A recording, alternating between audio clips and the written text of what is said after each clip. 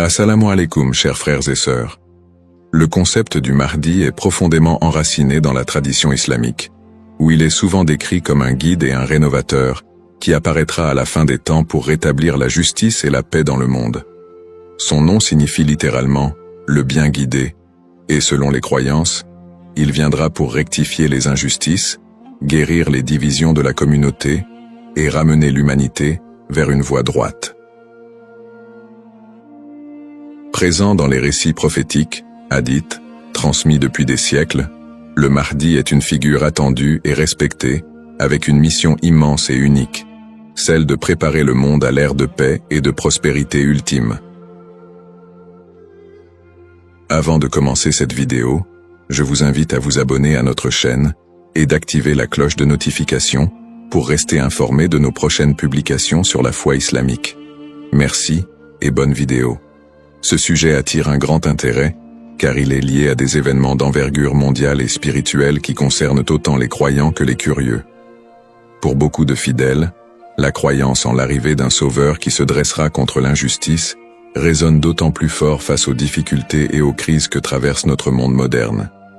Les guerres, la corruption, les inégalités sociales et les troubles environnementaux nourrissent un sentiment d'urgence et un besoin de justice qui rendent ce sujet encore plus pertinent. La quête de ce personnage apporte un espoir, une lumière dans une époque qui peut sembler sombre. Alors, face aux signes de l'époque, une question surgit et nous interpelle. Le Mahdi est-il sur le point d'apparaître? Alors, restez avec moi jusqu'à la fin pour découvrir cela. Si vous avez des questions ou des commentaires en cours de route, n'hésitez pas à les laisser en bas. J'apprécie beaucoup vos retours. Allons-y. Les sources et les écrits religieux sur le Mahdi. Le concept du Mahdi, ou bien guidé, est tiré des sources principales de l'islam, les hadiths, paroles et actes du prophète Mohammed, et, indirectement, le Coran. Bien que le Mahdi ne soit pas explicitement mentionné dans le Coran, les hadiths rapportent de nombreux récits qui le décrivent comme une figure clé de la fin des temps, destinée à établir la justice divine. Ces hadiths, transmis par des compagnons proches du prophète, varient en termes de fiabilité et d'interprétation, mais ils convergent sur certains éléments. Le Mahdi sera un descendant du prophète Mohammed, issu de la lignée de Fatima, sa fille, et son règne surviendra durant une période de troubles mondiaux et de grande corruption. Les interprétations du Mahdi divergent selon les écoles de pensée au sein de l'islam.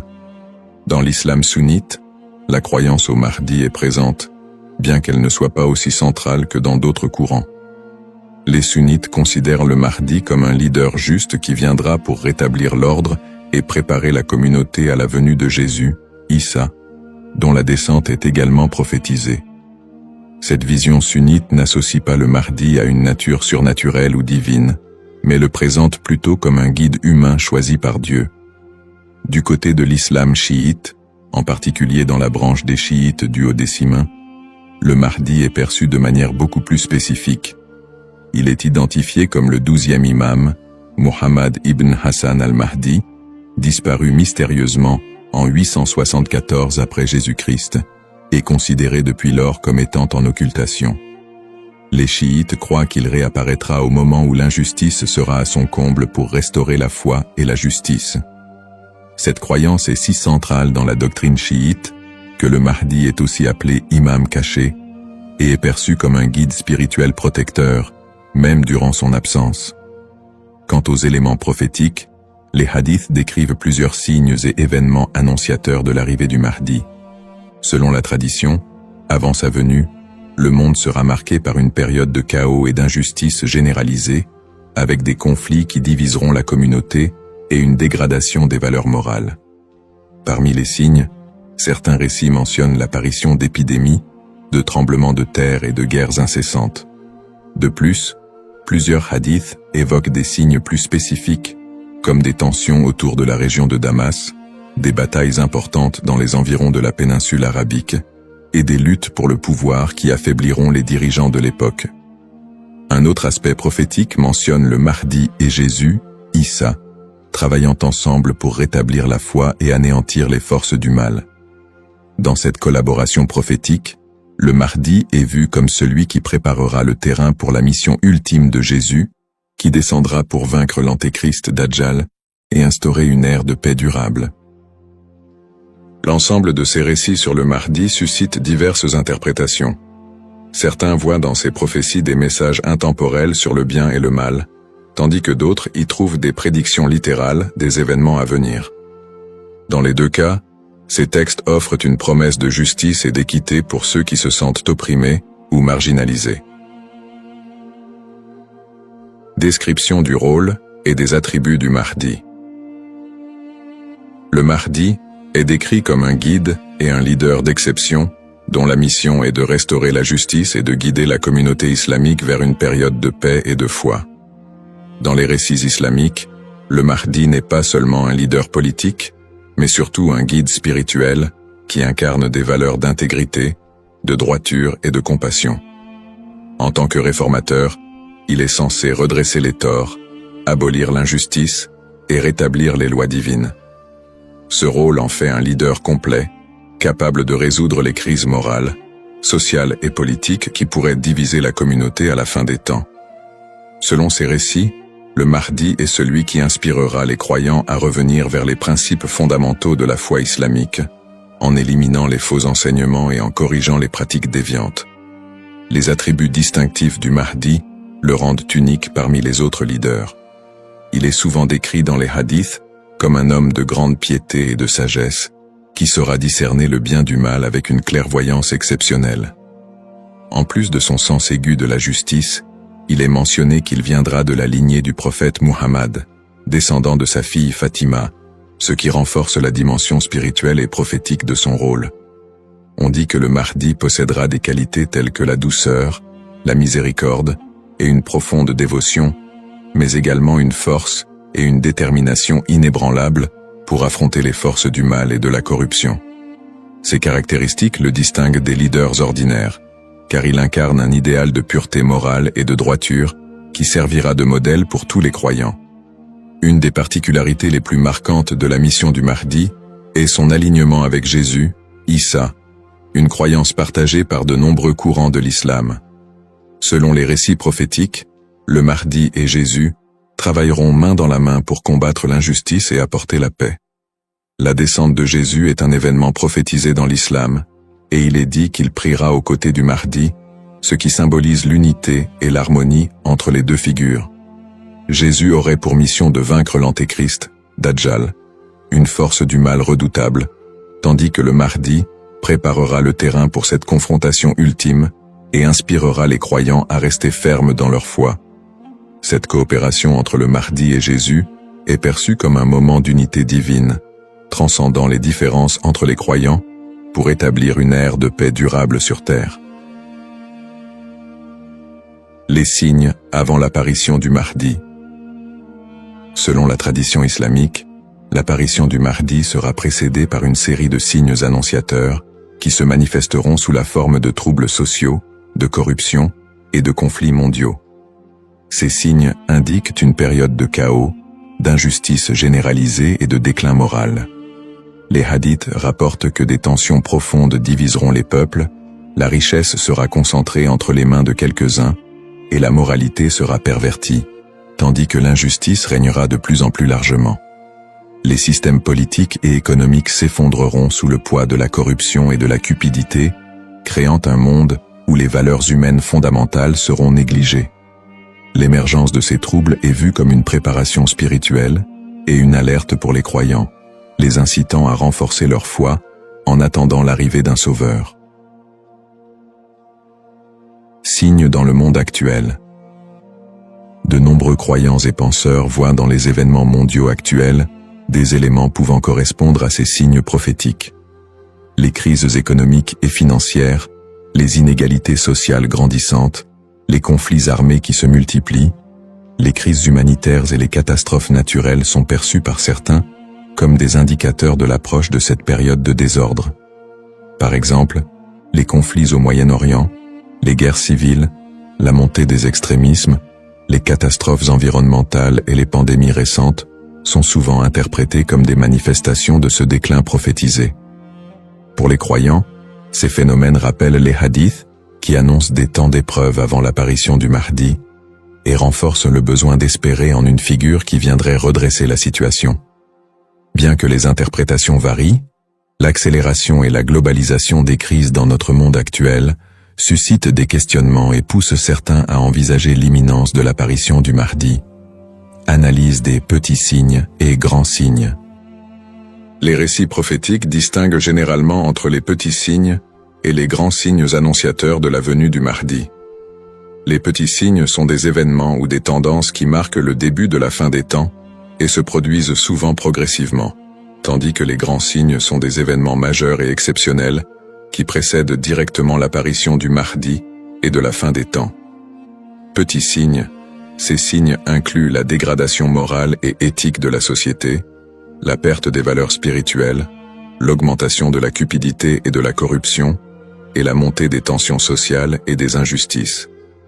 Parmi les autres petits signes, on note aussi la multiplication des conflits entre les nations, la prolifération de fausses doctrines, et une déconnexion croissante entre les croyants et leur foi. La division interne au sein de la communauté islamique est aussi un signe mineur important. On dit que des factions et des dissensions émergeront, fragilisant l'unité des croyants. Les petits signes s'accumulent pour créer un contexte d'épreuve qui prépare l'humanité à la venue du Mahdi. Grands signes. Contrairement aux petits signes, les grands signes sont des événements d'une envergure exceptionnelle que nul ne pourra ignorer. Ces signes incluent notamment l'apparition de l'Antéchrist, Dajjal, une figure du mal dotée de pouvoirs extraordinaires, qui sèmera la terreur et tentera de détourner les gens de la vérité. Un autre grand signe est la descente de Jésus, Issa, sur terre, qui jouera un rôle crucial aux côtés du Mahdi pour vaincre le mal et rétablir la foi. D'autres grands signes comprennent des phénomènes naturels inhabituels, comme des éclipses solaires ou lunaires en des temps imprévus, des tremblements de terre dans des régions spécifiques, et des changements climatiques spectaculaires qui attireront l'attention de l'humanité entière. La venue du Mahdi sera précédée par des signes si frappants qu'ils seront indéniables pour les croyants et non-croyants.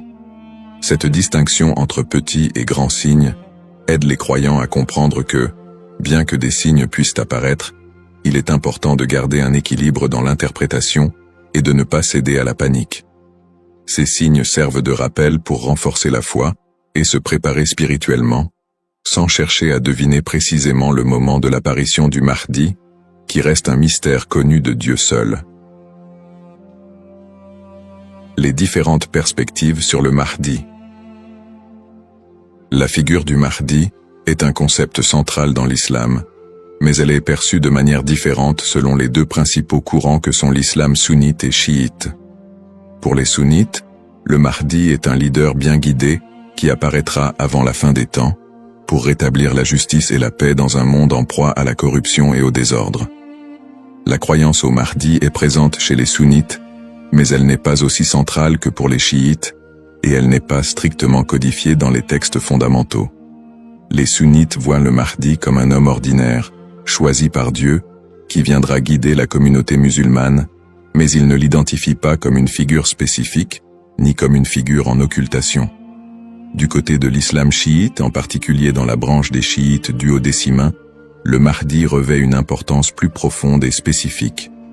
Les chiites identifient le Mahdi comme étant Muhammad ibn Hassan al-Mahdi, le 12e et dernier imam, qui est entré dans un état d'occultation à la fin du 9e siècle. Selon la croyance chiite, cet imam est toujours en vie, caché aux yeux du monde, et il réapparaîtra lorsque Dieu le décidera pour instaurer la justice. Cette conception du Mahdi comme imam caché fait partie intégrante de la théologie chiite, qui voit en lui un guide spirituel et protecteur, même en son absence, et qui joue un rôle central dans l'attente messianique de la communauté chiite. Les visions contemporaines et divergentes.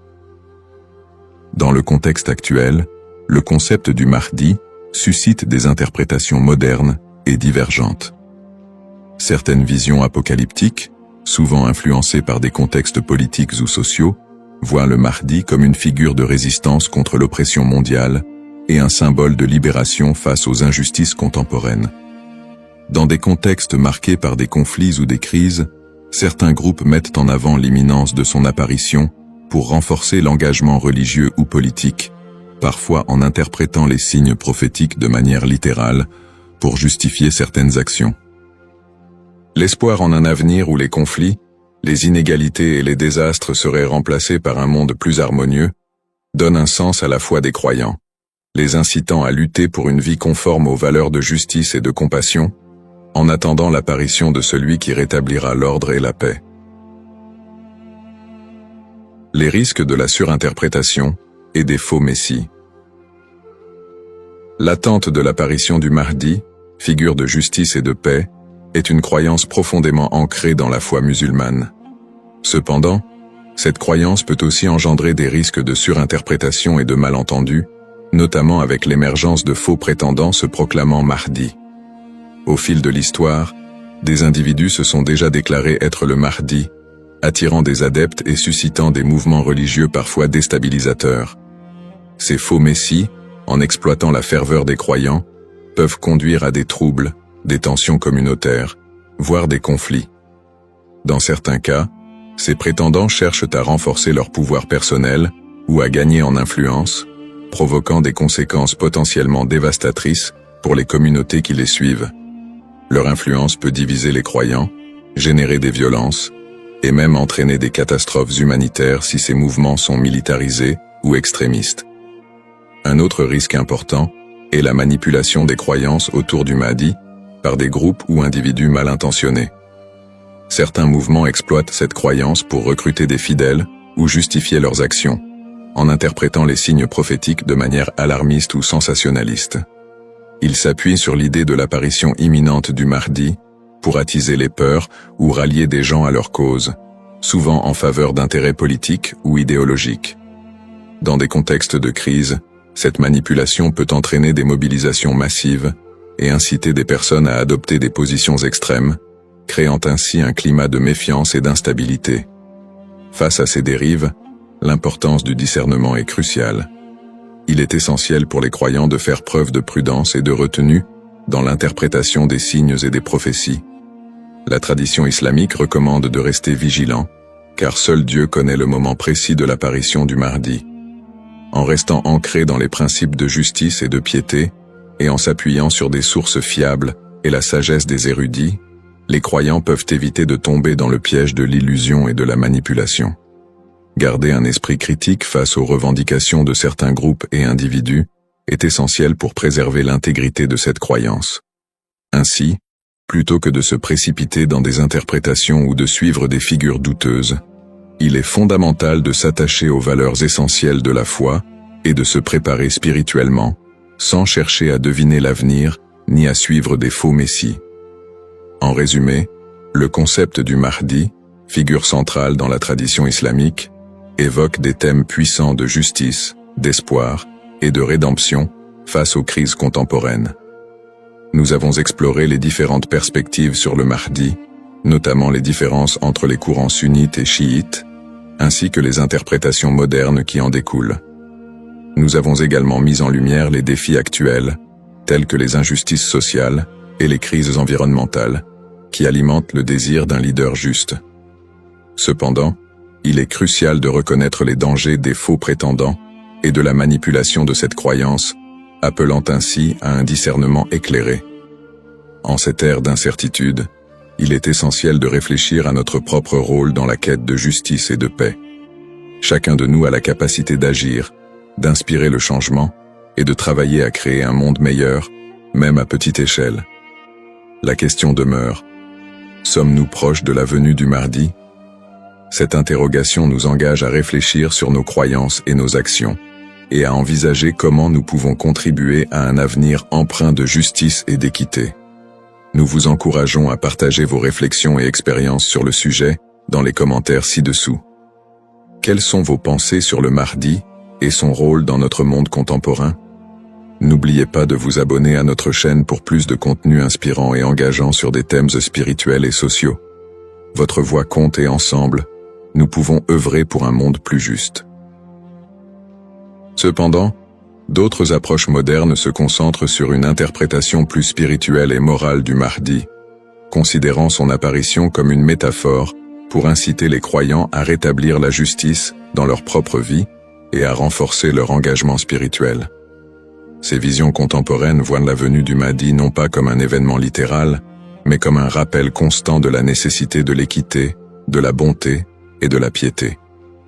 Dans cette perspective, le Mahdi représente une lumière spirituelle qui inspire les croyants à lutter contre les injustices, qu'elles soient personnelles, sociales ou morales. Le Mahdi dans le monde non musulman. La figure du Mahdi trouve également des échos dans le monde non musulman, où d'autres cultures et religions partagent le concept d'un sauveur ou d'un messie qui apparaîtra à la fin des temps pour instaurer la paix. Par exemple, dans le christianisme, il existe l'attente de la seconde venue de Jésus-Christ, qui est perçu comme un sauveur destiné à rétablir le royaume de Dieu sur terre. Les similitudes avec l'apparition du Mahdi, notamment en ce qui concerne le rôle de Jésus comme allié, créent des ponts entre les deux traditions et alimentent un intérêt interreligieux autour de la fin des temps. Dans le judaïsme, la croyance en la venue d'un Messie est également présente, avec l'idée qu'il viendra rassembler le peuple d'Israël et instaurer une ère de paix et de justice. Bien que les concepts diffèrent, on retrouve des thèmes similaires d'attente, de restauration et de paix qui rappellent le rôle du Mahdi dans l'islam.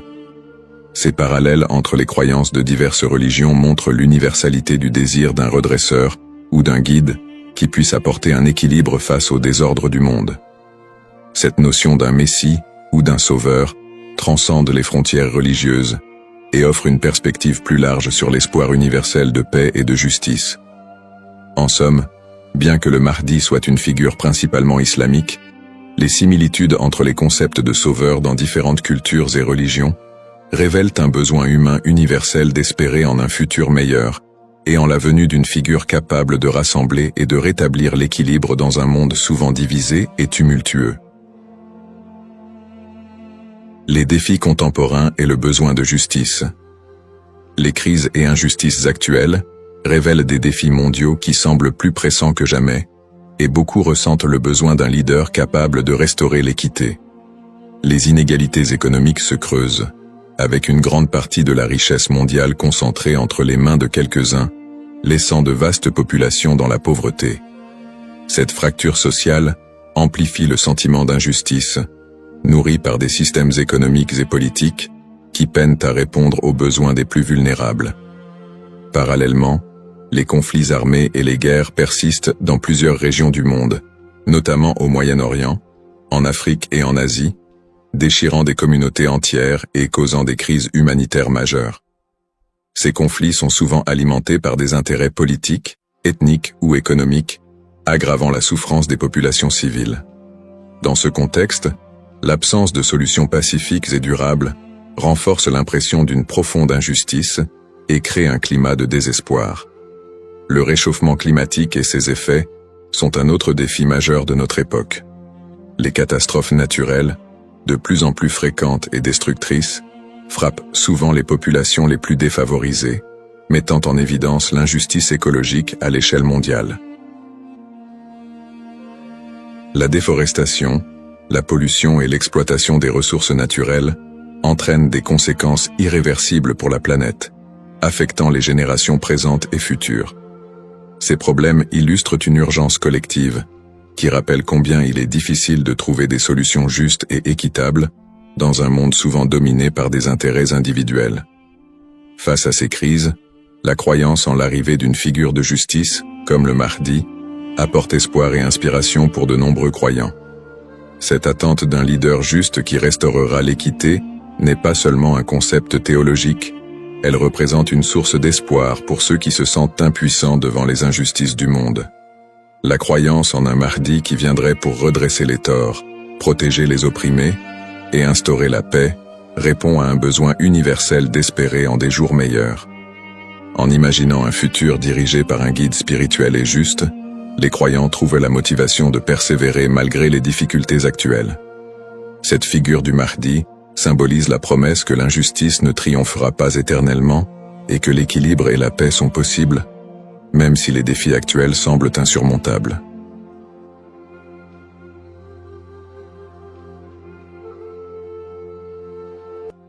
Assalamu alaikum, chers frères et sœurs. Le peuple maudit de Israël. Une phrase qui semble résonner avec un mystère profond, une notion qui pourrait dérouter ou susciter la curiosité. Pourquoi parler de malédiction, alors que l'histoire d'Israël est généralement associée à celle d'un peuple élu par Dieu? Pourtant, au fil des siècles, des textes anciens aux événements historiques récents, l'idée que le peuple d'Israël aurait pu être maudit a traversé les cultures, les religions et les esprits. Il est crucial de comprendre que ce sujet va bien au-delà des simples récits bibliques. Il s'ancre dans une histoire complexe, où la théologie, les prophéties et les malheurs historiques sont intimement liés. Cette notion de malédiction trouve son écho dans les croyances populaires, mais aussi dans des interprétations religieuses et culturelles, parfois mal comprises. Pourquoi ce sujet mérite-t-il notre attention aujourd'hui?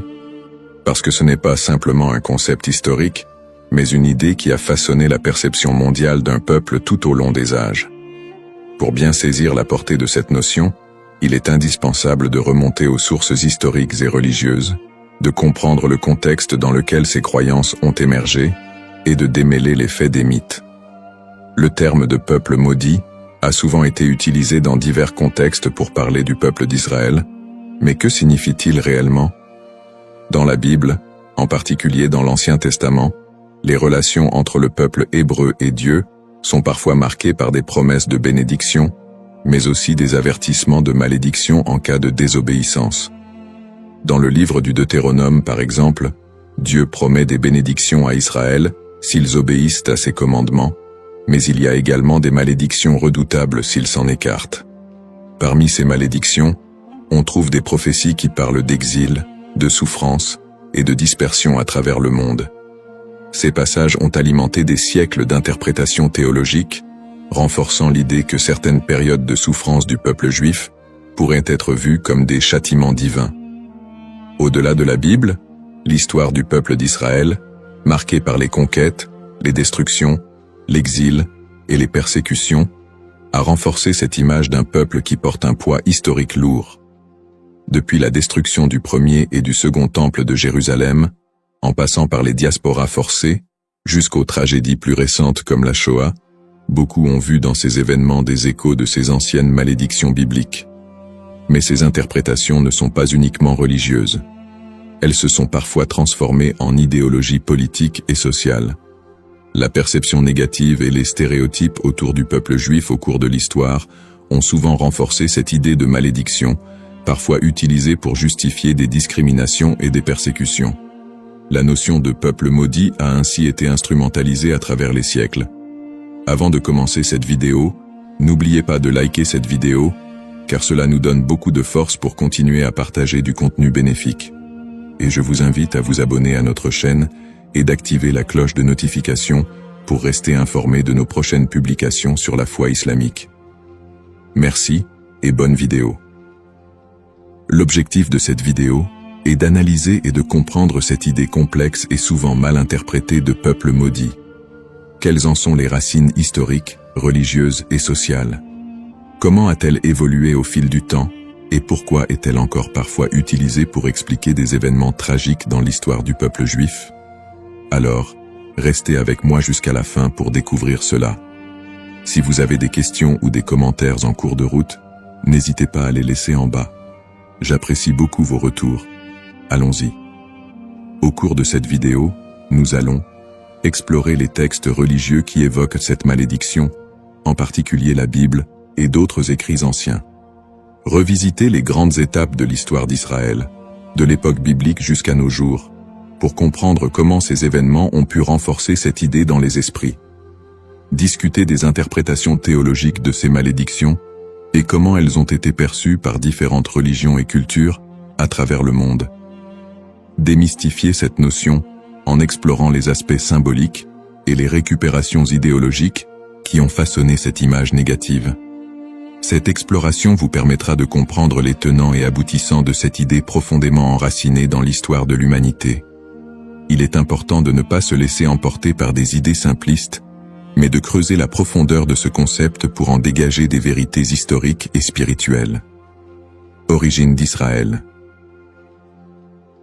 L'histoire du peuple israélite débute avec les récits bibliques de la Genèse, où Dieu promet à Abraham, un patriarche hébreu, qu'il deviendra le père d'une grande nation. Cette promesse divine est le point de départ de la formation du peuple d'Israël. Selon la tradition, Abraham, Isaac, son fils, et Jacob, son petit-fils, sont les ancêtres directs de ce peuple, souvent appelés les patriarches.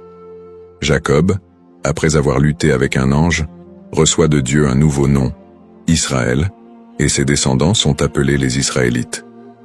Le livre de l'Exode raconte l'histoire de la libération du peuple hébreu de l'esclavage en Égypte sous la direction de Moïse.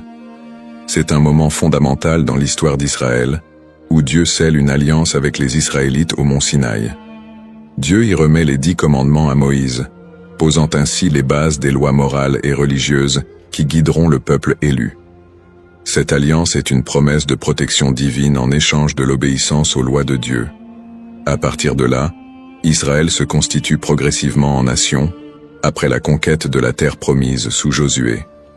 Cette période est marquée par des hauts et des bas, alors que les Israélites tentent de rester fidèles à leur alliance avec Dieu. Toutefois, au fil des siècles, leur histoire est ponctuée d'infidélités religieuses, de guerres et de conquêtes par d'autres puissances, ce qui engendrera l'accomplissement de certaines prophéties de malédiction. Les prophéties et les malédictions. Dans l'Ancien Testament, en particulier dans le Deutéronome, Dieu fait à Israël des promesses de bénédiction conditionnelles à leur fidélité, mais également des avertissements de malédiction en cas de désobéissance. Le chapitre 28 du Deutéronome est l'un des textes clés qui évoquent les conséquences potentielles de l'infidélité. Dieu promet prospérité et paix si le peuple respecte ses commandements, mais des malédictions terribles en cas de rébellion. Les malédictions incluent des catastrophes naturelles, des défaites militaires, des maladies, et finalement, l'exil et la dispersion parmi les nations étrangères. Parmi les prophètes qui ont développé cette idée de malédiction, Ézéchiel et Jérémie sont 2 figures centrales. Ézéchiel, actif pendant l'exil babylonien, insiste sur le lien entre l'exil du peuple et leur transgression. Il prophétise que la destruction de Jérusalem et l'exil sont des punitions divines pour l'injustice sociale, l'idolâtrie et l'infidélité religieuse du peuple. Toutefois, il apporte aussi un message d'espoir. Après le châtiment, un retour et une restauration sont possibles si le peuple se repent. Jérémie, qui vécut également durant la chute de Jérusalem en 586 avant Jésus-Christ, avertit constamment le peuple des malheurs à venir s'il ne se détourne pas de l'idolâtrie et des injustices. Il prophétise la destruction imminente du temple de Jérusalem et l'exil des Judéens en Babylonie. Dans Jérémie 25, il annonce que cette période d'exil durera 70 ans, après quoi Dieu permettra leur retour. Ces prophéties sont souvent vues comme des annonces de malédiction qui pèsent sur Israël en raison de son infidélité à l'alliance. Cependant, elles sont également porteuses d'un espoir de rédemption, promettant que si le peuple retourne à Dieu, il retrouvera sa place privilégiée. Une autre dimension importante des malédictions dans l'Ancien Testament concerne le temple de Jérusalem. La destruction du premier temple par les Babyloniens en 586 avant Jésus-Christ, puis la destruction du second temple par les Romains en 70 après Jésus-Christ, sont vus comme des châtiments pour la désobéissance du peuple. Ces événements ont renforcé l'idée d'un peuple souffrant sous le poids de la malédiction divine. Persécutions historiques. L'histoire du peuple d'Israël est marquée par une série de persécutions et d'exils, souvent perçues à travers le prisme des malédictions bibliques. Le premier grand exil, celui de Babylone, survient après la destruction du premier temple en 586 avant Jésus-Christ. Par la suite, les Babyloniens déportent une grande partie des habitants de Juda, ce qui marque le début d'une longue période de diaspora. Après un retour partiel en terre d'Israël et la reconstruction du temple, les siècles suivants ne sont pas exempts de nouvelles épreuves. La période hellénistique, marquée par les conquêtes d'Alexandre le Grand, puis la domination romaine, amène son lot de tensions religieuses et politiques. le peuple juif subit de nouvelles persécutions, notamment sous l'occupation romaine. La destruction du Second Temple en 70 après Jésus-Christ par les Romains, sous l'empereur Titus, est un moment charnière dans l'histoire d'Israël. Cet événement marque le début de la grande diaspora, alors que le peuple juif est dispersé dans tout l'Empire romain et au-delà. La révolte de Bar Kokhba, en 135 après Jésus-Christ, aboutit à une nouvelle défaite et à un exil encore plus massif. À partir de ce moment, les Juifs deviennent un peuple sans terre, vivant en exil, souvent en minorité, et subissant de nombreuses discriminations et persécutions. Durant le Moyen-Âge, en Europe et dans le monde islamique, les Juifs font souvent l'objet de suspicions, de discriminations légales, et parfois de pogroms violents. Les croisades, notamment, voient des massacres de communautés juives en Europe. Les expulsions des Juifs d'Espagne, en 1492, et du Portugal en 1497, sont d'autres exemples de persécutions qui renforcent cette idée de malédiction. Dans ces périodes sombres, beaucoup d'historiens et de penseurs juifs eux-mêmes ont cherché à comprendre ces souffrances à travers les textes sacrés. Pour certains, ces malheurs étaient perçus comme la continuation des malédictions prononcées dans l'Ancien Testament. Pourtant, ces périodes de souffrance ne sont pas uniquement interprétées comme des châtiments divins, mais aussi comme des épreuves à travers lesquelles le peuple d'Israël serait purifié ou préparé à une rédemption future. Le 19e et le 20e siècle ne font qu'amplifier ces tragédies, avec l'émergence de l'antisémitisme moderne, culminant dans l'horreur de la Shoah, qui a vu l'extermination systématique de 6 millions de Juifs pendant la Seconde Guerre mondiale. Une telle catastrophe, d'une ampleur sans précédent, a profondément marqué l'identité juive et soulevé des questions sur le sens de cette souffrance historique. Conclusion du contexte historique. L'histoire du peuple d'Israël, tissée de moments de gloire, d'alliances divines, mais aussi de malédictions et de souffrances, reste une des plus complexes et des plus riches de l'humanité. Les prophéties bibliques de malédiction, les exils répétés, les destructions de lieux sacrés et les persécutions à travers les siècles ont façonné la perception du peuple juif, tant de leur propre point de vue que de celui des autres nations. Le concept de peuple maudit, les bases théologiques, l'idée de malédiction dans les textes religieux, en particulier dans la tradition judéo-chrétienne, est un concept riche et complexe. Les malédictions sont souvent prononcées par Dieu en réponse à l'infidélité ou à l'injustice du peuple. Dans la Bible, notamment dans le livre du Deutéronome, Dieu promet des bénédictions à Israël pour leur obéissance, mais aussi des malédictions en cas de désobéissance. Ces malédictions incluent des souffrances, des exils et d'autres calamités, illustrant le caractère conditionnel de l'alliance entre Dieu et son peuple. La distinction entre malédiction divine et humaine est essentielle. Les malédictions divines, souvent exprimées par des prophètes, sont vues comme des conséquences directes de l'action humaine contre les commandements divins. En revanche, les malédictions humaines peuvent découler de superstitions, de croyances populaires ou d'anathèmes lancés par des individus ou des groupes en réponse à des actes perçus comme immoraux. Cette différence met en lumière le rôle de la responsabilité humaine dans la réception de ces malédictions. Les prophètes, tels qu'Ézéchiel et Jérémie, jouent un rôle crucial dans la communication de ces malédictions. Leur message souligne que ces châtiments ne sont pas simplement des expressions de colère divine, mais des appels à la repentance et à la restauration. Ce cadre théologique souligne que les malédictions ne sont pas définitives et que le retour à la foi peut conduire à des bénédictions renouvelées. Malédiction et mythe. La notion de malédiction attachée au peuple d'Israël a donné lieu à de nombreuses interprétations populaires et mythes au cours des siècles. Dans les traditions chrétiennes et islamiques, des récits sur le peuple juif ont souvent été associés à des idées de punition divine. Ces interprétations, parfois teintées d'hostilité, ont conduit à la propagation de stéréotypes négatifs. Historiquement, des récits de malédiction ont été utilisés pour justifier des persécutions contre les Juifs. Par exemple, l'idée que le peuple juif a été maudit en raison de la crucifixion de Jésus a été utilisée pour alimenter l'antisémitisme. Ces interprétations ont pris racine dans des contextes sociopolitiques où le peuple juif était perçu comme un bouc émissaire lors de périodes de crise ou de bouleversements sociaux. La manière dont ces malédictions ont été comprises et transmises à travers les siècles a également façonné les perceptions collectives du peuple juif. Les récits de souffrance et de malédiction ont souvent été amalgamés dans la culture populaire, créant un imaginaire collectif qui persiste jusqu'à aujourd'hui.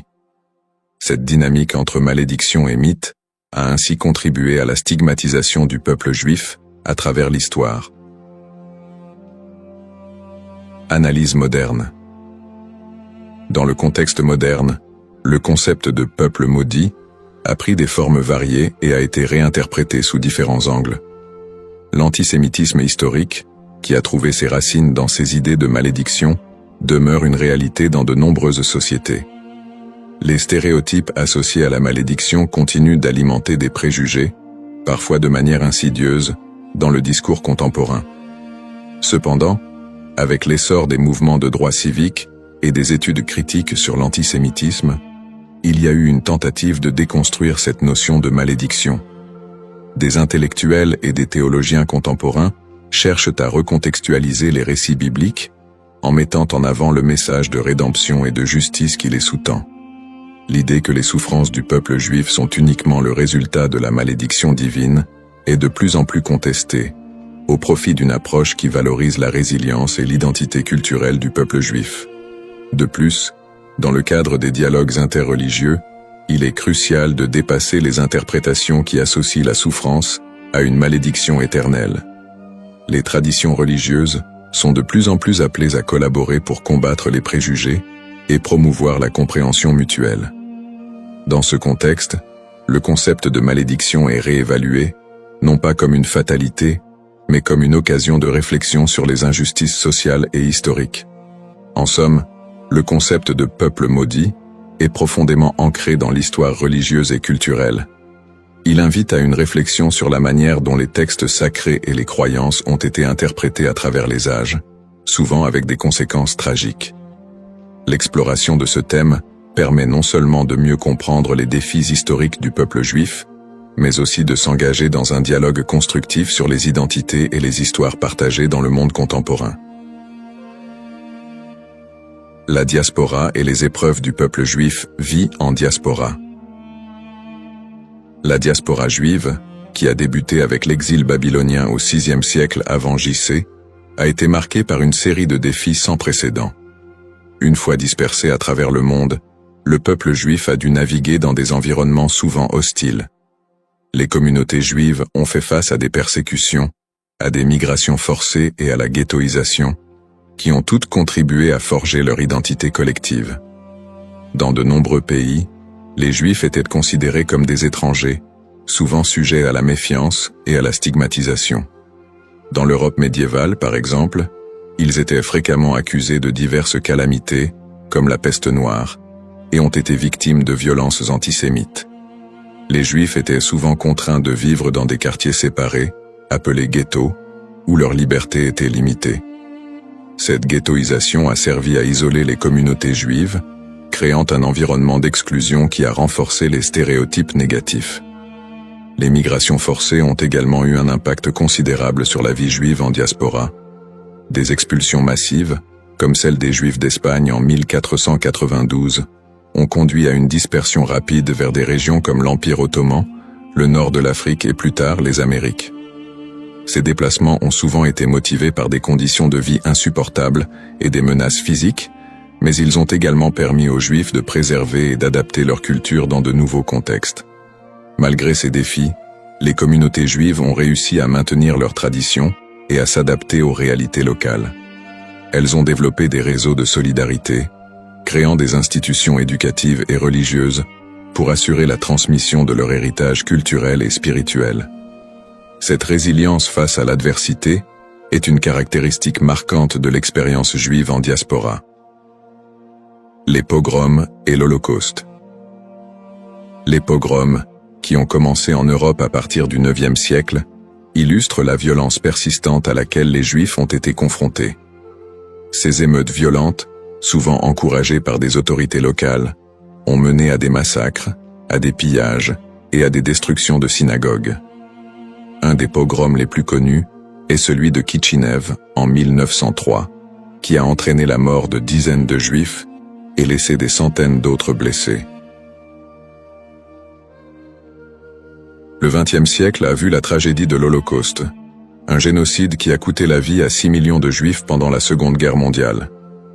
Les nazis ont systématiquement exterminé les Juifs européens, mettant en place des camps de concentration et d'extermination. Malgré ces persécutions violentes, de nombreuses histoires de survie émergent, mettant en lumière le courage et la détermination du peuple juif. Des groupes de résistance, des réseaux de sauvetage et des actes de bravoure individuels témoignent de la volonté de maintenir l'humanité et la dignité face à l'inhumanité. L'Holocauste a laissé une empreinte indélébile sur la mémoire collective juive. Les survivants ont dû reconstruire leur vie dans un monde souvent indifférent à leur souffrance. Cette tragédie a également catalysé des mouvements politiques qui ont conduit à la création de l'État d'Israël en 1948, un point tournant dans l'histoire juive moderne. Lutte pour l'identité et la terre promise. Les épreuves subies par le peuple juif en diaspora ont profondément influencé son identité collective. Face à l'adversité, une identité juive résiliente a émergé, mêlant traditions séculaires, pratiques religieuses et un sentiment d'appartenance à une histoire commune. Cette lutte pour la survie a également renforcé un lien indéfectible avec la terre d'Israël, considérée comme la terre promise dans la tradition juive. Ce lien a été ravivé tout au long de l'histoire, notamment lors des mouvements sionistes du XIXe et du XXe siècle, qui ont cherché à établir un foyer national juif en Palestine. Pour de nombreux juifs, la terre d'Israël représente non seulement un lieu géographique, mais également un symbole de liberté, d'identité et d'unité. Les événements tragiques de l'histoire juive, comme l'Holocauste, ont également renforcé l'urgence de cette quête, suscitant un mouvement pour un retour à la terre d'Israël. En somme, l'expérience de la diaspora a été marquée par des défis extrêmes, mais aussi par une résilience remarquable. Les persécutions, les pogroms et l'Holocauste ont non seulement laissé des cicatrices, mais ont également façonné une identité juive forte, ancrée dans une histoire partagée et un attachement profond à la terre d'Israël. Ce processus de formation de l'identité juive, en réponse aux épreuves, continue de jouer un rôle crucial dans la vie des Juifs du monde entier aujourd'hui. Le retour en Israël et l'État moderne, sionisme et création de l'État d'Israël. Le mouvement sioniste, qui a émergé à la fin du XIXe siècle, constitue un tournant majeur dans l'histoire juive moderne. À cette époque, les Juifs d'Europe étaient confrontés à une montée de l'antisémitisme et à des conditions de vie précaires, notamment en Russie et en Europe de l'Est. Ces difficultés ont suscité un besoin pressant d'un foyer national.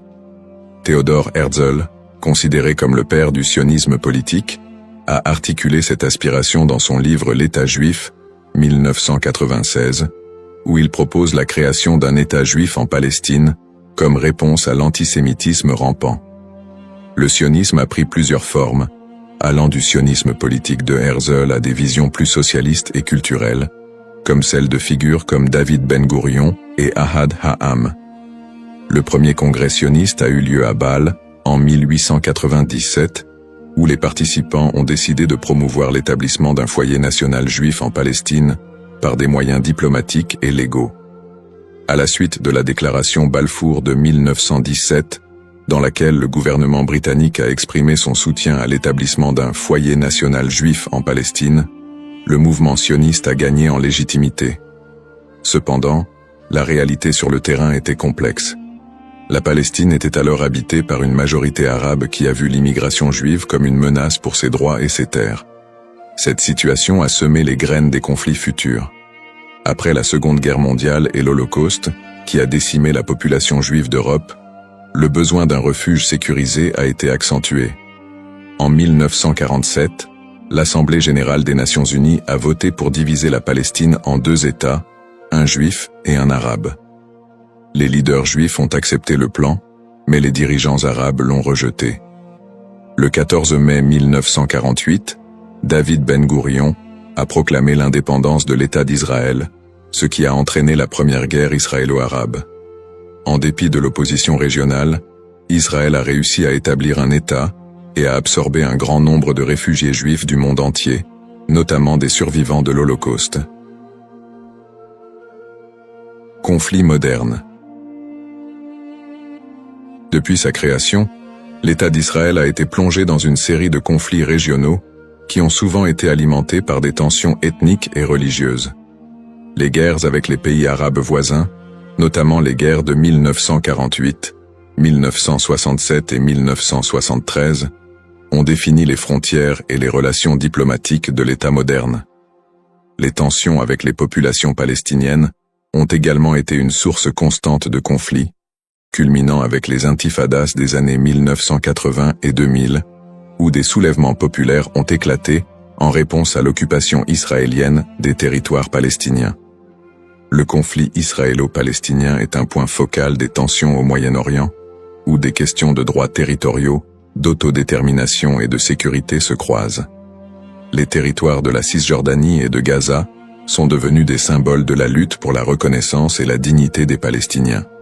Les colonies israéliennes en Cisjordanie et les conditions de vie à Gaza ont engendré des critiques internationales et des tensions croissantes.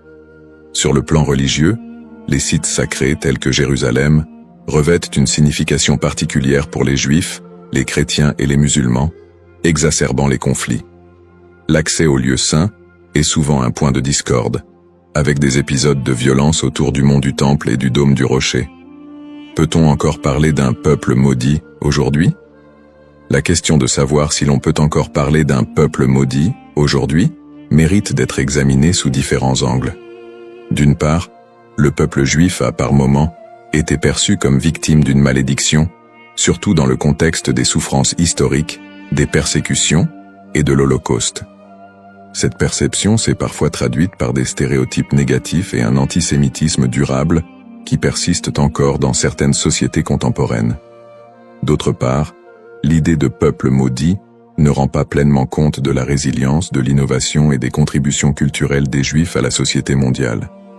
Après des siècles de persécution, les Juifs ont réussi à établir un État souverain, à revitaliser leur culture et à jouer un rôle significatif dans divers domaines tels que la science, l'art et la politique. Cette renaissance culturelle et nationale contredit l'idée d'une malédiction éternelle. Aujourd'hui, beaucoup de Juifs se définissent non pas par leurs souffrances passées, mais par leur identité culturelle et leur engagement envers des valeurs de justice, de paix et de coexistence. L'État d'Israël, bien qu'encore confronté à des défis internes et externes, est un symbole de survie et de détermination pour de nombreux Juifs dans le monde. Ainsi, plutôt que de voir le peuple juif à travers le prisme d'une malédiction, il est plus approprié de reconnaître la complexité de son histoire, marquée par des luttes et des triomphes, et d'appréhender la diaspora juive comme une histoire d'espoir, de résilience et de quête d'identité. Dans cette exploration du thème du peuple maudit d'Israël, nous avons retracé l'histoire complexe des Juifs, de leurs origines dans l'Antiquité à leur établissement moderne en tant qu'État souverain.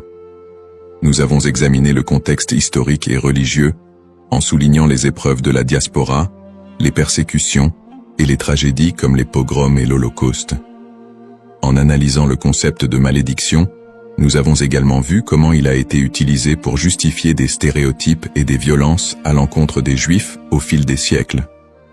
Nous avons ensuite discuté du mouvement sioniste qui a mené à la création de l'État d'Israël en 1948, ainsi que des conflits régionaux qui en ont découlé, notamment avec les populations palestiniennes. Ces tensions, alimentées par des enjeux historiques, ethniques et religieux, continuent de façonner la réalité actuelle du pays. En réfléchissant à l'évolution du terme « maudit », il est crucial de reconnaître qu'il a souvent été employé de manière péjorative pour désigner le peuple juif et justifier des injustices. Cependant, au fil du temps, cette notion a été déconstruite. De nos jours, parler de peuple maudit ne rend plus compte de la diversité et de la résilience des communautés juives. Au contraire, il est essentiel de voir le peuple juif comme porteur d'une riche culture, d'une identité dynamique et d'une volonté indéfectible de vivre et de prospérer, malgré les défis historiques. Pour conclure, j'invite chacun d'entre vous à approfondir ce sujet fascinant et complexe. Prenez le temps d'explorer les multiples facettes de l'histoire juive, d'écouter des voix variées et de réévaluer vos propres perceptions sur le peuple juif et son héritage. En favorisant la compréhension et l'empathie, nous pouvons tous contribuer à un dialogue constructif qui transcende les stéréotypes et promeut la paix et la coexistence. Le parcours historique du peuple juif est une leçon pour tous sur la résilience, l'identité et la quête de justice,